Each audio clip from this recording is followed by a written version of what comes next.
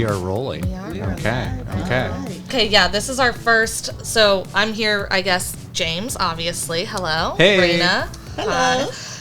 And we're all here today with our first podcast, and we wanted to come together as a photographer, a videographer, and a coordinator because we all just feel like there's a lot of discussion that needs to happen with the wedding industry, and not just to couples, not just to vendors. Like, I guess at least that's what I thought when we were starting to come up with collaborating, is that Omaha doesn't really have anything like that. There's a lot to say in this department. A lot of advice to give, a lot of stories to tell. Absolutely. I feel like I've been sitting on them for a while. Yeah, we all talk about them, so let's give a platform for it to have a voice. That's right. That's right. Otherwise, we're just talking to ourselves every time we hang out, and I mean, that's fun, but it's not helping people as much as it could be necessarily. Right. Was it our video call that really inspired this? Because our video call was like, we could just record this and it would be a podcast. We were Zooming about a project and just like, okay, we've talked for like 2 hours now. We could have been filming this whole thing. It evolved and took a mind of its own, and here we are. That's right. That's right. Did we want to do like little introductions to talk a little bit about ourselves? Sure. I think that's a great idea. Yeah. You want to go first? I'll go first. My name is James. I am a videographer and photographer here in Omaha. I got my start in media production. I wanted to create videos. YouTube was really, really big when I was in high school, and I was making a lot of YouTube videos, and I had a great time doing it. And I wanted to figure out, like, what do you do with the next chapter of your life? You know, when you graduate, go to college.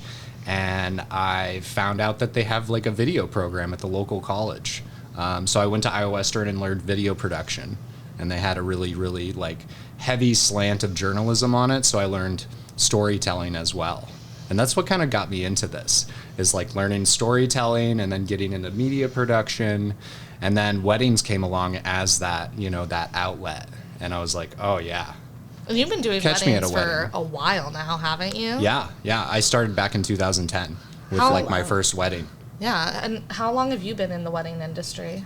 I've been in the wedding and events industry for 20 years. I have specialized in weddings since 2015. Yeah, you have the most experience, but your events are beautiful. Right. So. Thank you. I want to hear the story of how you got into this. Well, that's a great question. I actually started off in corporate, and then when that played its role, I had to ask myself, what is my creative outlet and what do I like?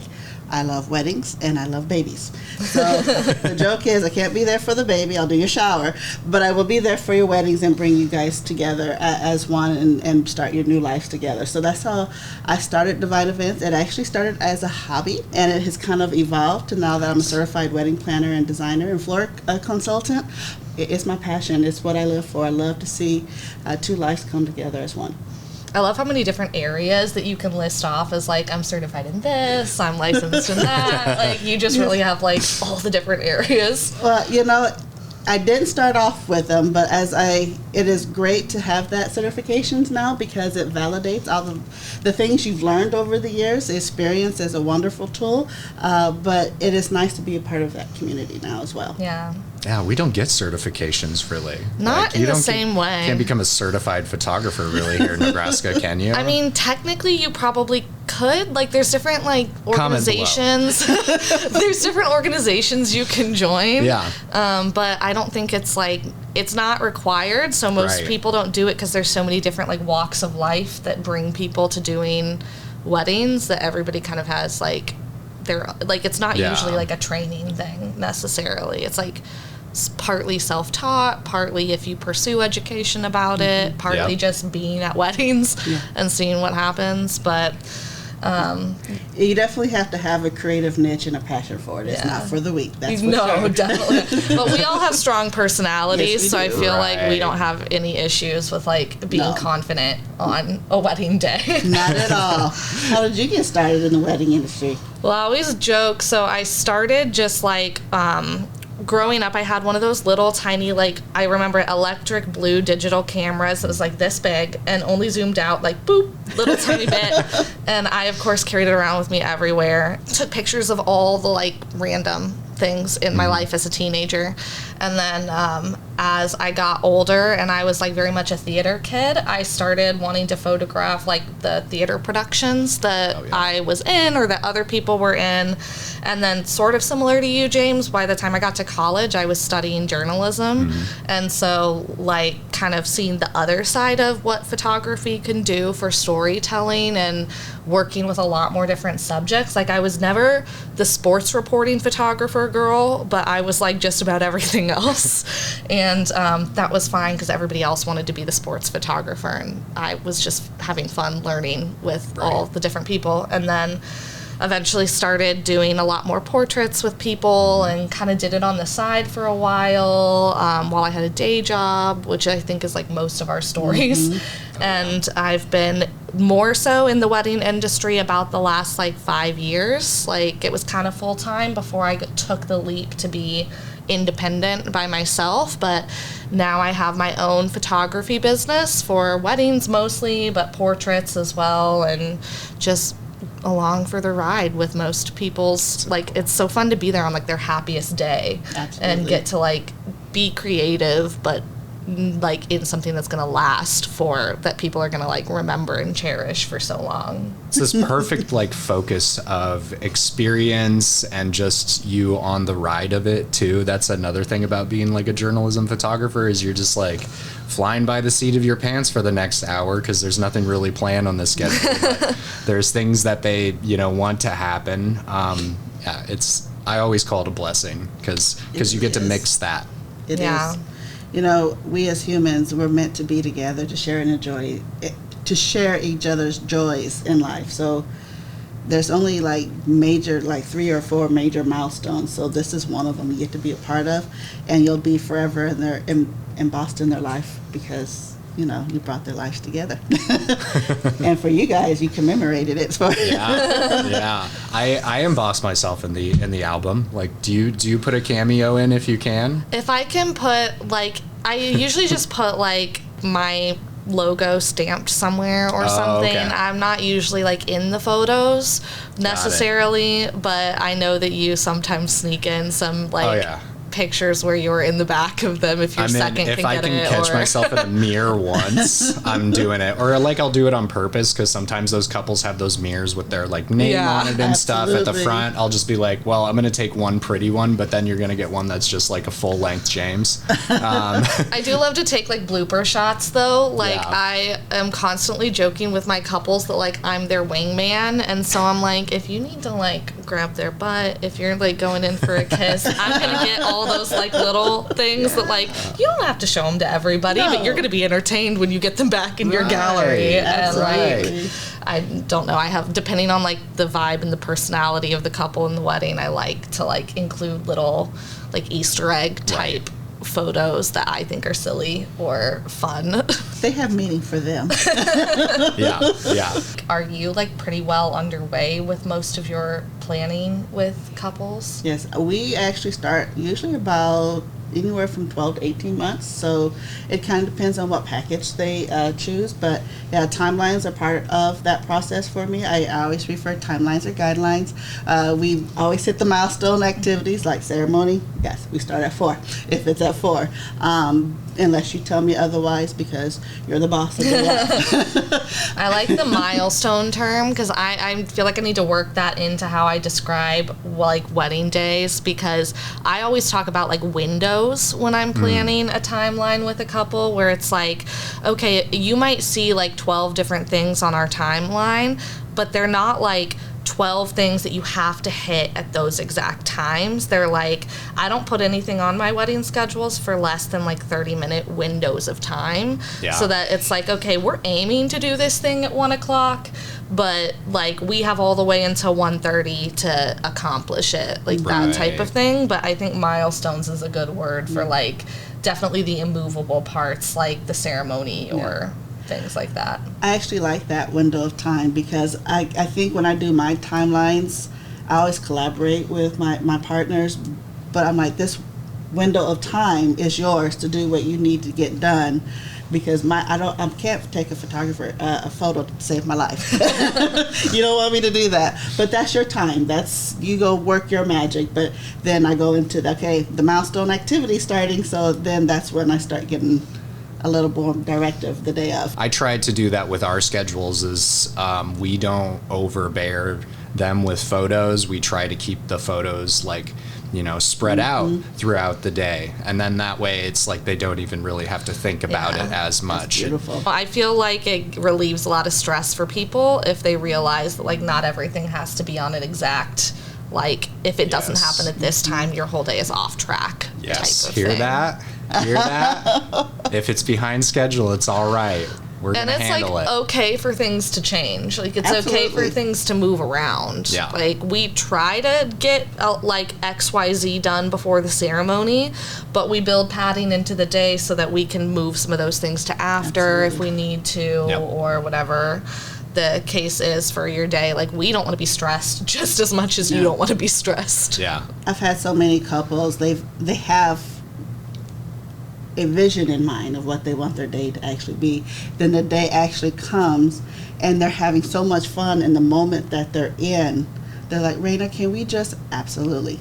It's your day. So it's however you want, and that's fine. And that's why you have a great wedding crew, and we just communicate, we pivot, so you just enjoy your time. That's what it's all about. That's what we're there for.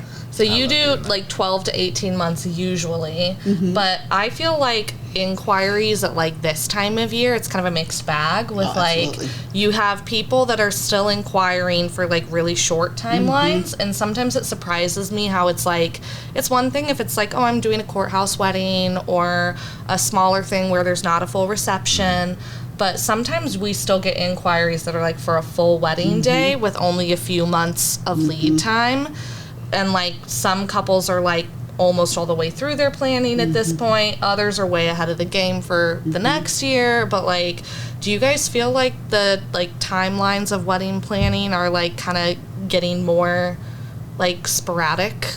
Because I feel the timelines for inquiring and planning are kind of shifting a little bit. Yeah, there's definitely people, I think, all over the spectrum when it comes to hiring their vendors. There's I always call them the planners. They're out, at least a year and a half advanced, out at the shows. In this most recent show I did at the Hilton, I heard a lot of people just saying, oh, we're just in the planning stages, we don't even have a venue yet. Yeah. So they're already talking to you, making an interaction with you, and they're not even sure what day or where the wedding's going to happen. And then you'll get people that are like, my wedding's in 3 months, and everything in between. It's the people that are short order time I'm most amazed by, but it can happen. You've probably seen miracles happen. Oh, yeah, we can make a lot of miracles happen in the wedding industry. It's what we're here for, but I will say the more time you give yourself, the more you're able to enjoy the process, the better vendors that you have access to because they're not already booked. It's just a much more streamlined process. If truth be told, and if you have the budget and the flexibility, we can plan a wedding in a week. However, it is not ideal, and it is a lot of stress. So it is, the sooner you can start planning, the better. I've had couples, they come in 12, 18 months, and their friends are off getting married. They've gone across the country. They've taken vacations. They're like, okay, Raina, we need to start planning our wedding. And that's totally fine, because usually we do a lot of heavy lifting in the beginning, but because they did add that padding, they're actually able to enjoy life during that process. Right. Weddings Make are your phone productions calls. now. They're not I'll date myself, the punch and cake type weddings anymore. They are full on-set productions. It's about what experience you can provide your guests. And so they're not simple anymore. And it is a full-time job, or it can be a full-time job, depending on what your vision is. Especially with it used to be just Pinterest that was where people got their inspiration for weddings, but now Instagram, TikTok, all the social media platforms have so much content about weddings, and sometimes I feel in a way almost bad if people are inquiring about wanting to do a wedding, but they really have this vision that is super high end, and in the back of my mind I'm thinking oh, how are they going to pull this off in that amount of time? Because almost nothing you see on social media has a price attached to it. Like in photo video land, there's kind of a divide between people who put their starting prices out there for people to see versus don't. And then I'm sure it's the same for planning, but like, even if you think about like all the things people would use to create a mood board for their wedding, or they don't know how much the venue is going to cost and what it's going to come with. Like, it's so easy for money to follow money in terms of like, well, if I have this really nice venue, then I want to have these really nice florals that match, and I want to have like all these other things that are beautiful, but like the shorter amount of time you give yourself to plan for that type of thing, the harder it is, no matter what your budget is, because like, what are you going to do if you need to pay everybody at one time? And that does happen, especially that last month. And I think my biggest advice to those type of people that they have, well, in my family we call it we're bougie on a budget.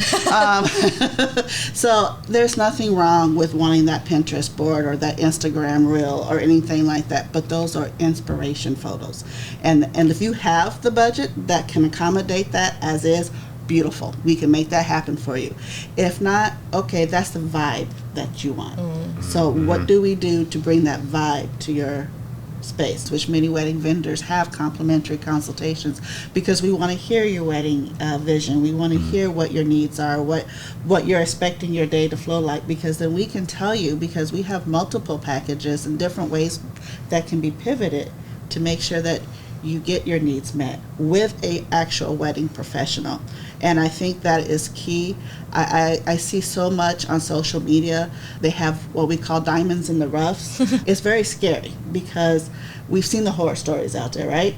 And it happens. And it's because with all my clients, I vet every single one of your vendors. The one thing I would tell everybody, invest in a great wedding photographer, videographer, and DJ, because those vendors will impact your day so much. Make sure that they have a social media site. Make sure they have a website. Make sure they have a contract. That contract isn't for just their protection. It is for your protection, so that actually what they promised you gets delivered. Right. Like sometimes you see vendors that are starting out, which is like understandable. It's a lot to take on to like get all those things set up.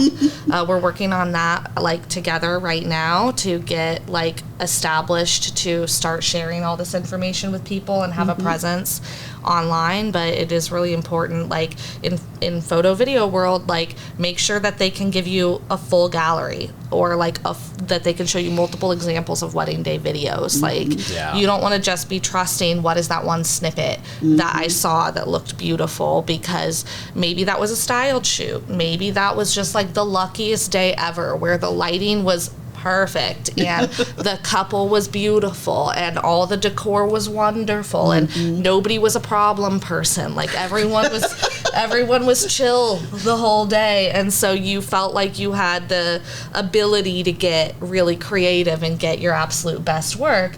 But you also have to see like what does their work look like across the board for consistency. Yes. Yeah, that is very important.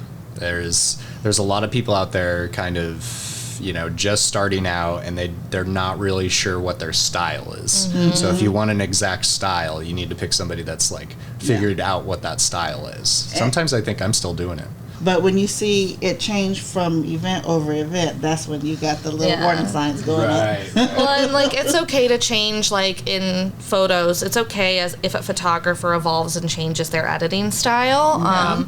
But at the same time, I always think it's a good sign if there's a through line that you can see. Like you can look, like let's say you were to scroll back through their gallery page, because they still have all their galleries from like 5-10 years, and you were to see like how their photos were 5-10 years ago and how they are now. If you can feel like you understand the progression of how they got from where they started to here, and it all makes sense, then you can really feel like, okay, they're evolving in a way that is like true to them. Exactly. Versus like if you're looking at somebody's portfolio and it's like for 1 year it was like, I mean, there's all these buzz terms, and all these different styles are great and have uses, but like for 1 year they were super dark and moody, and then the next year they were light and airy, and then the next year they were film, and then the next year they were true color, and then the next, like, if it just changes all the time, like there can be learning in that, but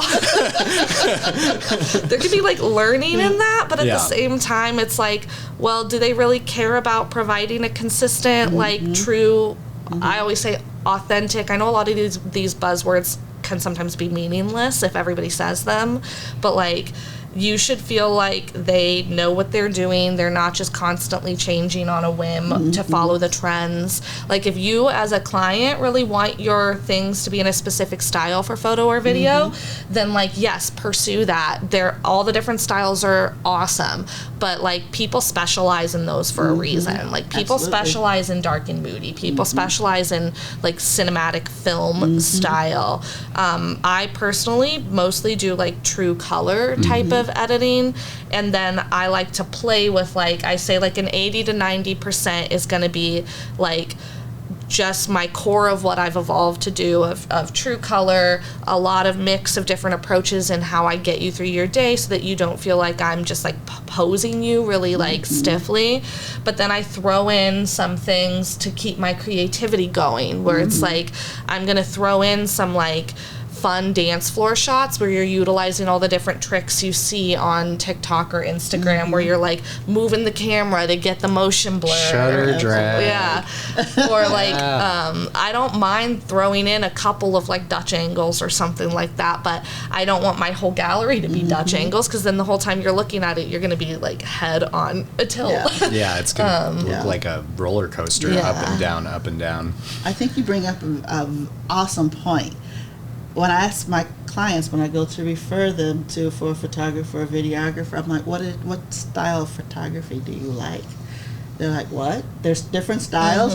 And so I think if we don't even discuss it now, but definitely later, for you guys to discuss what type of editing styles they're out there for people to choose from. Well, and people underestimate that like the different styles don't look the same on everyone. Like sometimes I know I include an engagement session in my wedding day packages, and sometimes people will book that like independently first. I know you kind of do the same thing. And it's like a really good trial run for working together and for making sure as a client, as a couple, that you feel good about how you look in the pictures, because like you might go, oh, I absolutely love how those like really dramatic, cinematic, filmic, sort of a little bit soft blur, like beautiful style of imagery. I love how that looks. And then you might get the photos back, and through no fault of anybody, you kind of realize you don't like how it looks on you. Like that's a big thing people don't talk about, is that whether it's an insecurity or just like not really thinking about, well, is that style going to suit us? Is it going to suit our venue? Is it going to suit like all the different elements? And it's okay if you change your mind about like, this is not what I thought it would look like, as long as you communicate with that photographer early. But then again, like most photographers should be sort of having a conversation when you're doing a consult about what style you're looking for, and trying to explain what they do so that you hopefully don't run into that issue of having a misunderstanding. But like I've run into it before in the past where somebody was like, could you edit our photos in like a more dark and moody way? And I was like, well, it's not really like what I do. And they ended up going in another direction, which like I was like, yeah, that's probably going to be better, because you're going to be happier. Like I don't want to be struggling to give you something that somebody else can give you easily. And that's a great point. I mean, I always tell my clients, whether they choose me, the photographer, videographer, or DJ that I recommend, make sure you vibe with them. Like, because that is so crucial. They need to vibe with your personality, style, and budget. And everyone has something different, and there's something out there different for everyone. So if I'm not it, or you guys aren't it, go find the one that's it. How do you feel about the way 2026, 2027 is looking? Like the same, different than you expected? I think we've adjusted to the new world, or trying to. I think a lot of people are waiting to the last minute. I mean, we do live in a world, again, I'm going to date myself, of immediate gratification. So they expect wedding vendors to be able to pivot accordingly, which kind of goes back to give yourself grace, give yourself time, because it makes a world of difference in the pressure that you put on yourselves and on the people involved in bringing your wedding day to life. But people are getting married, and they're doing anything from small weddings to big weddings. Mm-hmm. Yeah.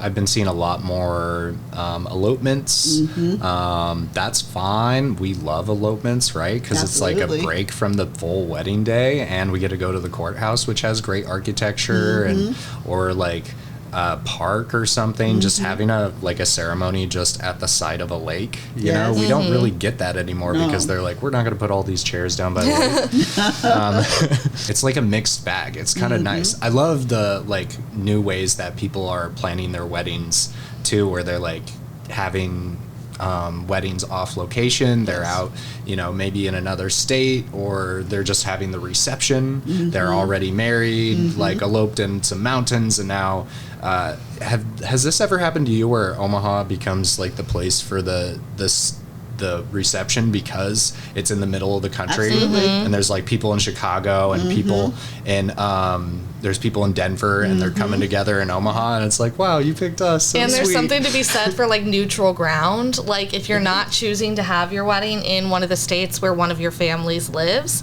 then it's neutral ground. Everybody has to struggle to get there. Everybody has to book a flight or drive in a car or something, and you're not playing favorites toward one side of the family versus the other. And I will say this, from a planning perspective, Nebraska is a whole lot cheaper than some of our wedding friends on the coast. Yeah. No. So your dollar goes a lot further. I've been, I think I told you guys this, I've been shooting my shot, especially on Reddit, actually, where if people will post about living in high cost of living areas and pitch to camera, if you live in a high cost of living area, one thing that a lot of people don't think about is yes, there's something to be said for having a vendor that lives in your current city. I definitely understand the security that you feel in having that, but we live in a relatively low cost of living state. And so for us, we can offer services that include travel, that include multiple days of our working with you for the same price, if not lower than what your local average wedding photographer or videographer or other vendor might be able to offer for their standard day.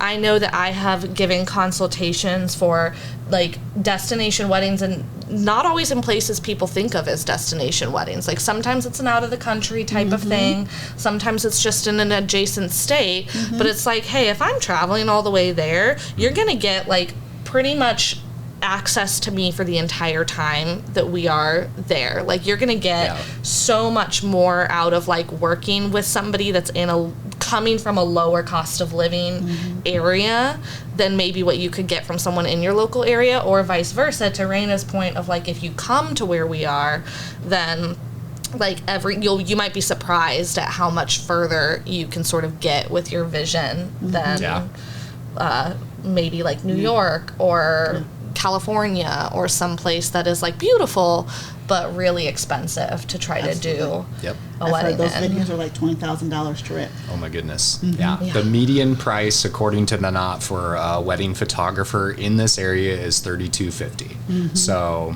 that, if that's any information to help anybody out there who lives in a larger city, that's pretty affordable compared to the rest of the country, I would say. For a seasoned photographer, for a professional photographer. Exactly. Do you guys feel at least here in Omaha, that the types of weddings or the vibes of weddings and locations are staying the same, changing? I know we've talked about when new venues pop up, sometimes it's more popular for them to be smaller little boutique venues than the bigger warehouse style venues that maybe were being built pre-pandemic. I don't know, what have you guys been seeing? Because I feel it's kind of a very mixed all the venues that are on the weddings that I have are like a wide variety that I'm seeing. I'm getting less invites to rustic weddings, and I'm very thankful for that. You know, like I was okay with the Bellevue Berry Farm for a while, but after my third year of like hitting weddings, I'm like, there's so much wood. There's wood everywhere. I've even noticed with some of our new, keeping with our Nebraska rustic, earthy, I call it earthy now. I like that. Roots. They're still on big plots of land, so we're still getting that natural essence, but the buildings themselves are very modern. Yes. Which is beautiful. So you get the best of both worlds, because those sunset photos are something to go for. Right. So having the space. Yes. You know, above all, like I always say, like if you've got 360 degrees of cornfield around you, that's huge, because you get open sky sunset pictures. Absolutely. Which you don't get in the city, you don't get in parks, you don't get in anywhere where there's a tree or a tall building. Exactly. Even looping back to like that window of time thing for what your day is going to look like, I always Google what time is sunset on your wedding day, and then people are surprised that, like, let's say sunset is at 8 p.m. in the summer. Yeah. I am putting sunset on your schedule as 7 p.m. And that's not because I expect the sun to be down at 7. It's because I need to start peeking my head outside once 7 p.m. starts. I need to be like, what's happening? Are we in the middle of, like, important things like the first dance? Are we at open dancing? Like, is there a good time to step out, to pull you out of the room? And like, where is the sun in relation to the building that you're in? Like, is it going behind your building? Because then your opportunity is going to be lost really early. Or is it going to be on the side of the building that you want it to be? Do you have a big wide open space where you can go out at the very last minute and ride that line between like golden hour and blue hour? Like, it really can be a lot earlier than people think. Absolutely. And that's always kind of an interesting part. But I do like the big open, like large venue site where you feel like you have that privacy and that room to like explore. But I like seeing the different styles of venues that are coming up. I've seen a lot of people letting their personality show, and I think that's such a beautiful thing, and more people should do it. If they love the stars, they're using SAC. If they love history, they're going to the Durham. If they want the best of both worlds, Joslyn Art Museum has the historic and the modern. Yes. So thinking outside the box for venues is amazing. And the photos, oh my gosh, are out of this world. So it's okay to go the traditional route. If that's your vibe, go for it. If you have something else that really reflects you, do that, because those memories are going to be with you for forever. You really have an opportunity to make it your own. Like, your vendors are going to hold your hand. They may give you a lot of suggestions of things that have happened in the past, but don't be afraid to, put your own spin on it. Absolutely. Those are the clients that are most happy. And matter of fact, your guests will be happy. I can't tell you the number of times. I'm a believer tradition is what you make it. So they're like, I'm so glad you did something different.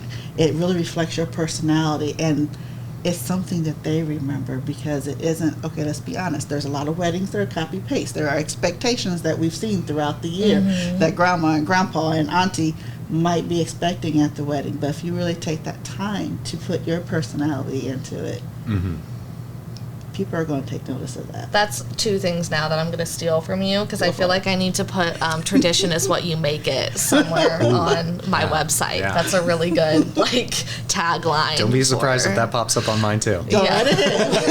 We're all just going to copy everything that Raina does. It's a community vibe. We feed off of each other. All 3 of our brands are going to slowly morph together into one. I do this a lot. I say it all the time. I use the word steal. I'm not afraid to be like, I steal stuff from other people, but I'm also like, I'm influenced by other people's vibes and stuff like that. Like I did a consultation with another vendor, and a lot of times couples will be like, do you need anything from us for this? And he said, I just want you to, above all, to be present on your wedding day. And I was like, taking that. I was like, that is like, because that's so important too, to like remind people, like, just enjoy your wedding day, because you're going to be having a great time. Yeah. And then Absolutely. if you're having a great time, it'll show on the outside, and it'll make our jobs easier. Absolutely. You know, we can't give pictures of you with sour faces. We delete them. They're gone. Yeah. And also, like, the other tip that I, like, stole from somebody was to make sure I tell all my couples, like, we can't photograph it if you're not doing it. Like, so a big way that manifests is, like, if you want really, like, oh, look how cute they are, they're so loving and, like, looking at each other and dancing and having fun, you can't do that if you're both off on separate sides of the reception. Like, you need to stick together. You need to weld those little wedding bands together for the whole night. Yeah. And just, like, people will come to you, but, like, if you want those we can't create moments that don't happen. Right, right. Yeah, and that's what your day is about. It's about having a good time. I mean, when you hire I don't let your wedding vendors reach out to you all the time. I don't let your guests reach out to you. Matter of fact, I'll announce it at your rehearsal. We're here for them, but they are not here tomorrow. Simply because you've been planning your wedding for a long time, so it is time to celebrate. And so literally, I will only allow your photographer and DJ to come up to you on a regular basis, because you need to do that, because that's your job. And if you have a wedding professional, they've done their due diligence, so even that's limited to a certain extent, in the sense that you don't have to, oh, did we talk about taking this picture? Do we need to take it? You've already covered that. Yeah. But it's about, I mean, I've seen, what is it called? The Irish. The Irish goodbye. Yes, Irish goodbye. Just leave. You don't have to tell me goodbye. Send me a text. That's great. Leave me on the dance floor, because you literally have, what, 45 minutes probably on there, if not, Yeah. to have a good time. I love a good Irish goodbye I at do too. a wedding. Like, I don't do it. Yeah, we can't do it. We can't do it. If I'm a guest, if I'm just there chilling, Yeah, I might Irish goodbye. That's different. But That would be rude if we just left. We're like, okay, our time's up. We're out. Bye. Yeah, all of that. like, I have my tried and true things that I do on wedding days, but I want to continue to push myself. Like, is there any, like, new technique or new thing that either of you are, like, trying to do with your business or with your wedding day experience in 2026-2027 season? That's a great question. I will be honest and say I haven't always been a certified planner, but now I'm part of that community. We're always getting continual education and resources, and they keep their pedal to the metal as to what trends and vibes are going on out there. So it really does help me to pivot to best accommodate my clients, to be able to implement different processes and platforms. I'm still very hands-on. I know there's CRMs out there and they serve a beautiful purpose. I'm very old school. I like to talk to you myself. So I still put those in place, but how do I streamline those processes for you to make it easier for you and easier for me? And I like talking to folks like y'all, because I'm like, what do you guys do? Oh, that's a great idea. Let me implement that into my systems. I think for us, a big one is going to likely be sneak peeks. We have seen other people do a lot of sneak peeks. I watch a lot of people post their photos very quickly or turn photos for next day. And a lot of times I'm like, Sundays for the wife, I'm not going to do anything. I'm going to play video games. And then Monday comes and I'm super duper swamped. So this year we've essentially forced ourselves to do it by putting it in the contracts of people to have sneak peeks at like 2 weeks, at like 1 week, at 5 days, depending on what we sold them. So now it's going to be a fun little layering of editing that we'll do. We'll have a new, sneak peeks that we got to edit and get to people. I also feel like I'm trying to intentionally incorporate more content creation into my wedding days. Like, I've had you and Paige along for the ride on weddings with me, because Paige will get like content creation for both of us. But I'm always trying to expand my network to get that too, because it's good for like getting behind the scenes content of me. It's good for getting some extra little bonus clips of the couple if they didn't like plan on hiring a content creator, but I can like give them little extra pieces. Like, I don't know, that's one thing I'm trying to like allocate for in 2026 is to be more intentional about what I'm capturing of myself, really blending the new approach to content creation into like how I work on a wedding day, because I don't think it's going away. Yeah.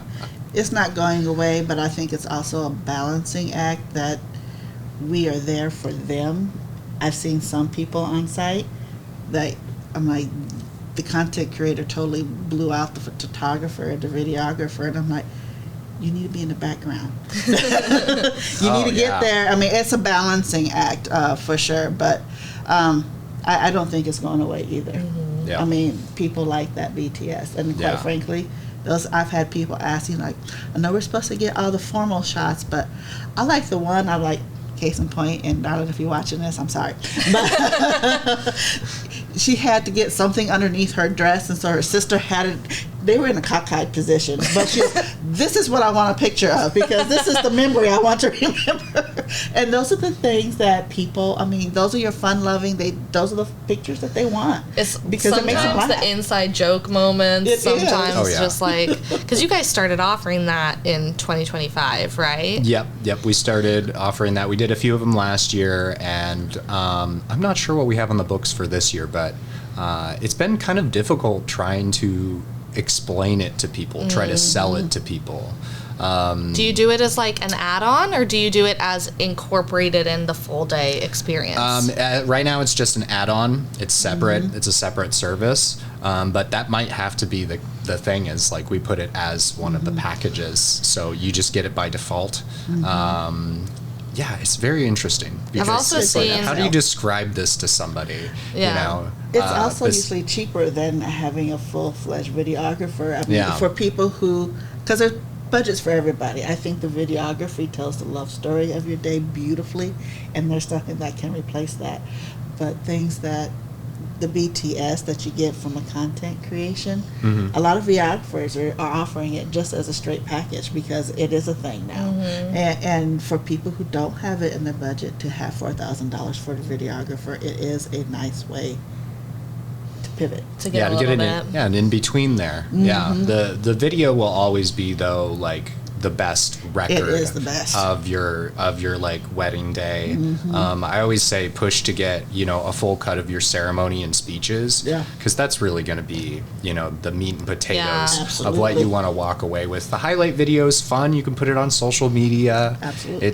But it only shows a fraction of, I mean, 50 of those years moments. down the line, when you're wanting to remember, like, what did my parents say on my wedding day, or what did my best friend say, you're not going to get that from content creation, but you're going to get that from videography. I had a bride that's like, this video is amazing. I get to relive the best moment of my day over and over and over again.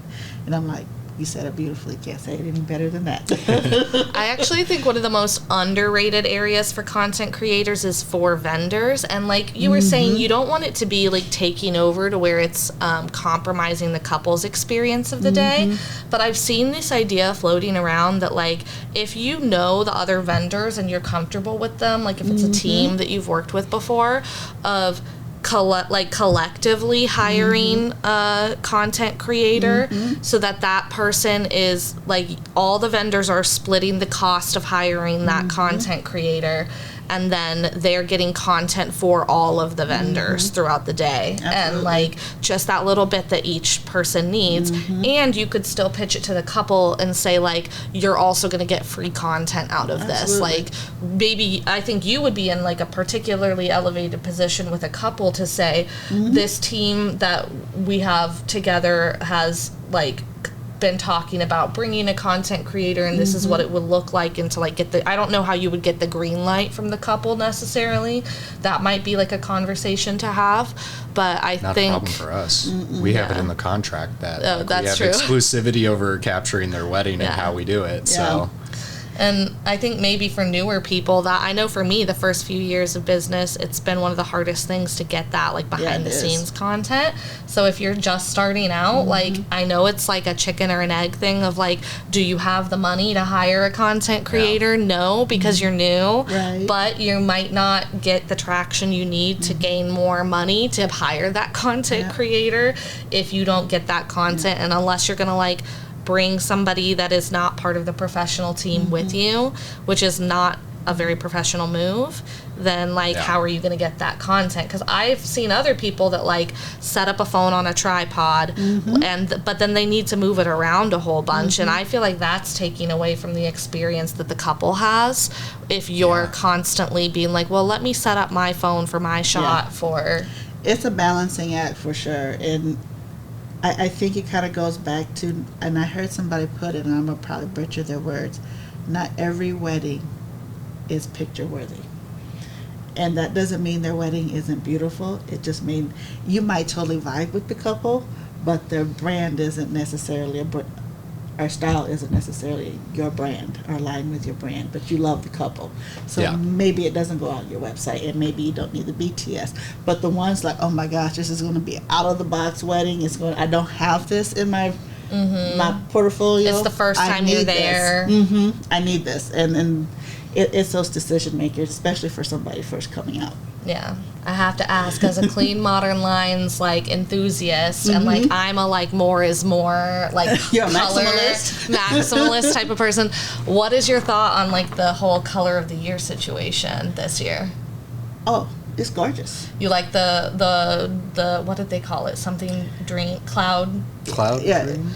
The Cloud Pantone dream? color of the Yeah. year, it's all white. It's like a for cream those. color, yeah. It's very white on white, monochromatic. It's gorgeous. Challenge is to get all those colors to match in the same SKU.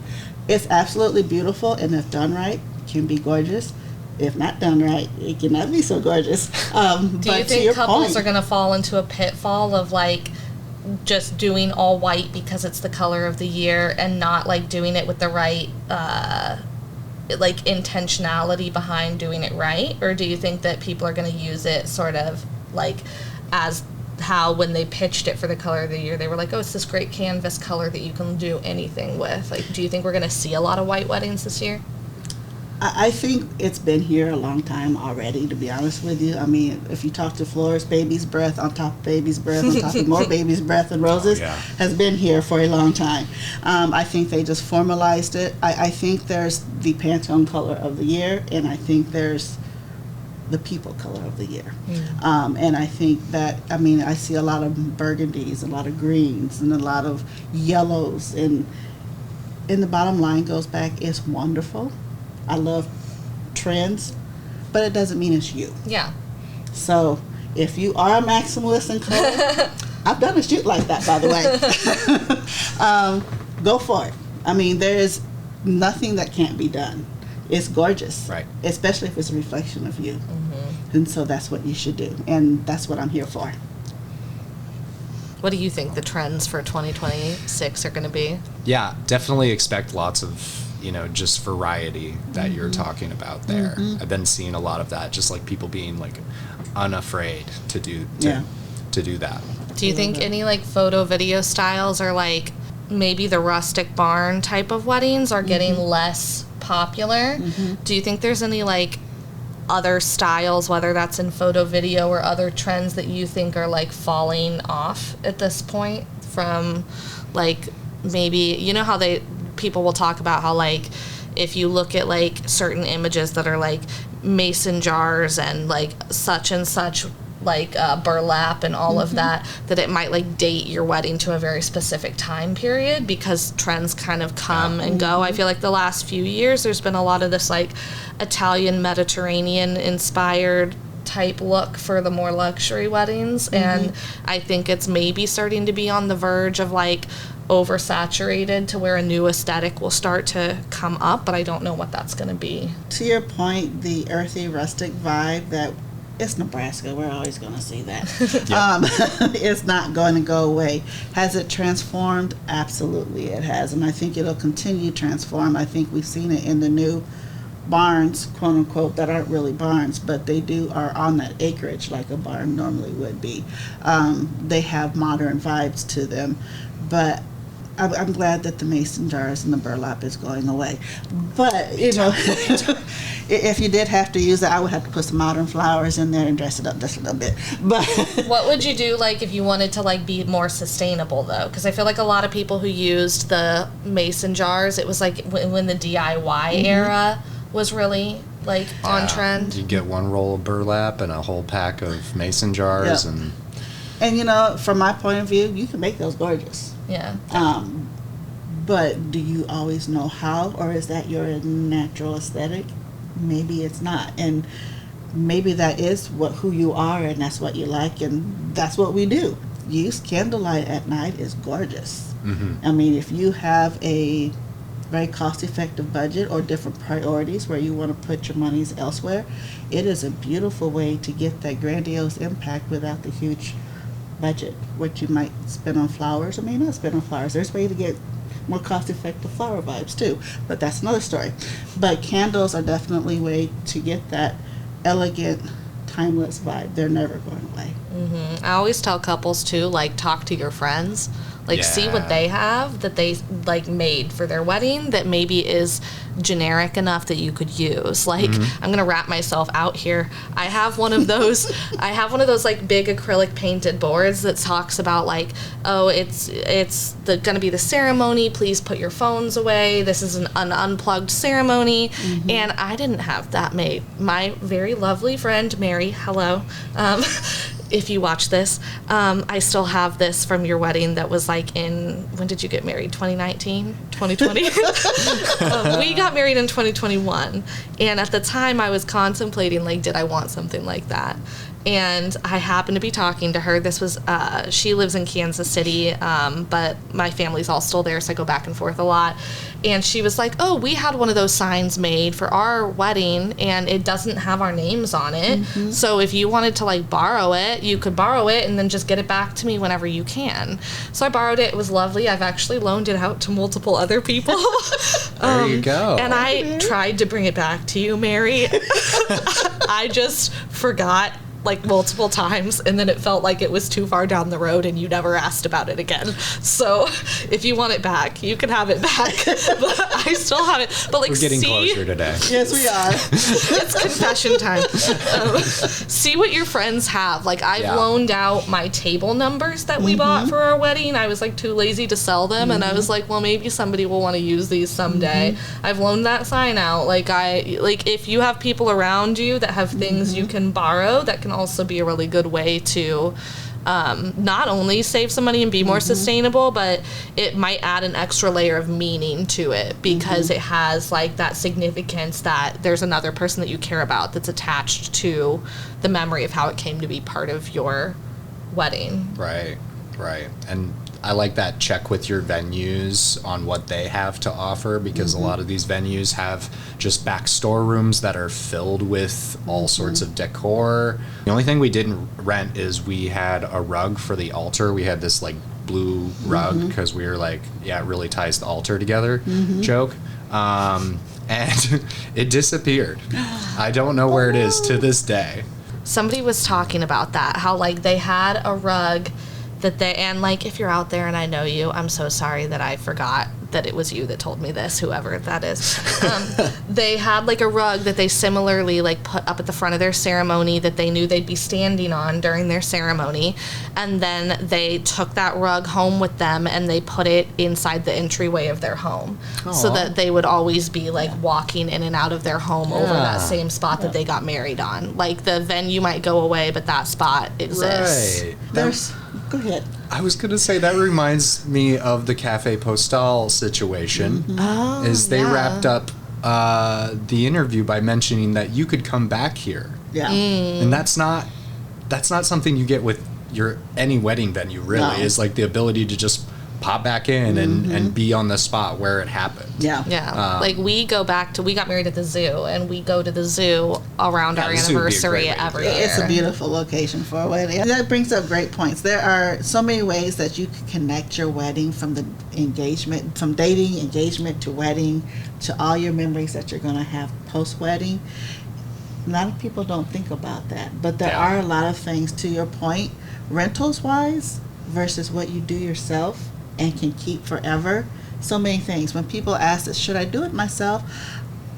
My recommendation for you creating your centerpieces, for you creating your wedding, is choose the pieces that have sentimental value, that are sustainable for years to come.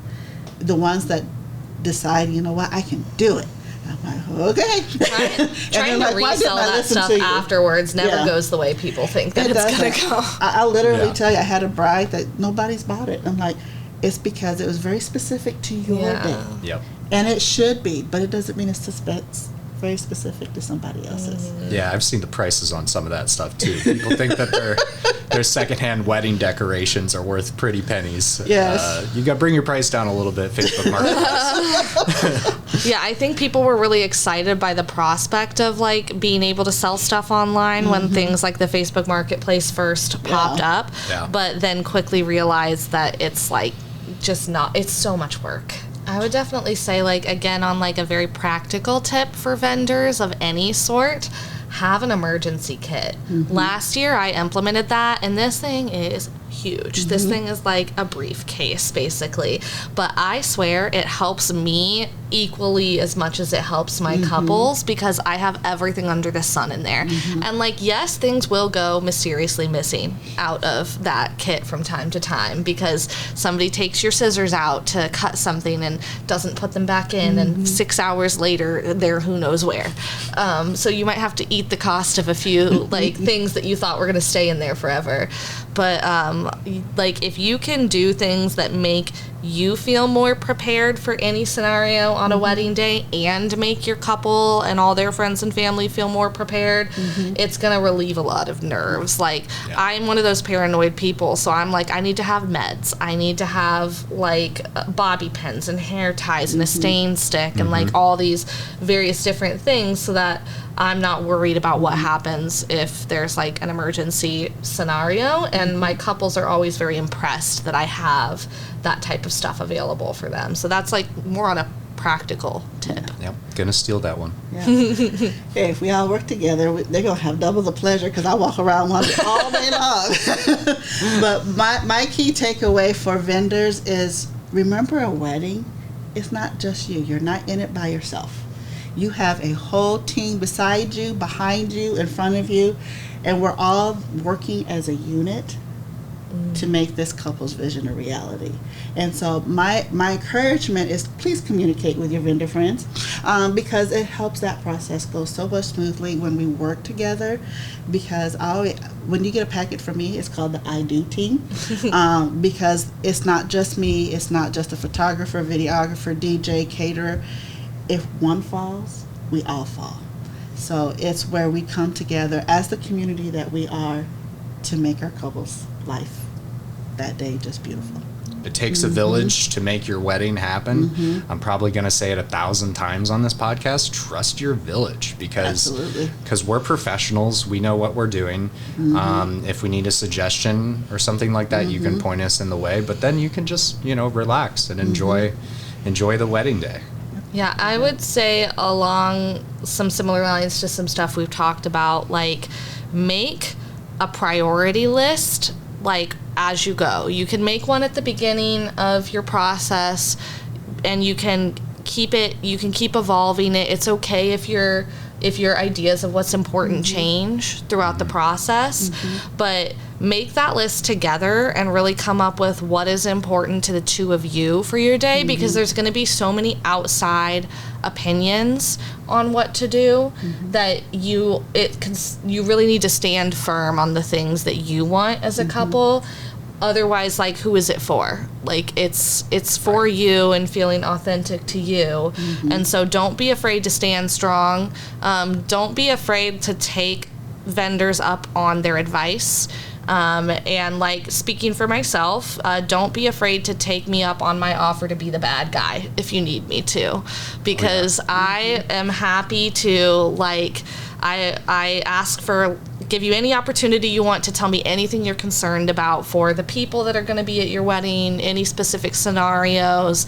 And like, if you need your vendors to take some of that stress off of your shoulders on the wedding day by like running interference for you or handling things, just keep us informed. And the more information you arm us with and the more you stick to your guns about what you really want for your day, the better in the long run.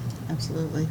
I'm kind of going to piggyback off of that a little bit. I always tell my couples when they start getting overwhelmed with the production that is a wedding, I'm like, you know what? The most important part then people forget this all the time, is you and your loved one getting down that aisle and saying your vows to each other. Everything else is icing on the cake. People forget that we're here for the two people's love. So with that being said, remember the why you're there for that day. Remember, it doesn't have to be grandiose unless that's what you want it to be. It's not their wedding, it's yours. You might have to compromise if mom and dad are paying for it just a little bit, but you might also keep in mind that it should be a reflection of your love and your life that's coming together. And don't get involved in all the hype. Don't get involved in all the trends. The trend is you. Okay, that's my third thing I'm going to steal. The trend is you. I just came up with that one. Oh, girl, you're on it. Well, I can't believe we did it, folks. We really did. So I guess we should tell everybody where they can find us. So you will be able to find us. We're making a website for VOW Omaha, which is going to be for Voices on Weddings Omaha. There's going to be all the social platforms under VOW Omaha. And James, where can people find you? LathropWeddingCo.com. Yeah, and any social media, Lathrop Wedding Co. Raina? That's us. I'm Divine Events by Raina. There's not too many Rainas out there, so you should be able to find me. And I'm Katen Creative. You can find me at clairekaten.creative on all the socials. And we can't wait to share a lot more with everyone here. Thank y'all for joining us. Lots more to come. Make sure to like and subscribe. We all finger gun at the camera.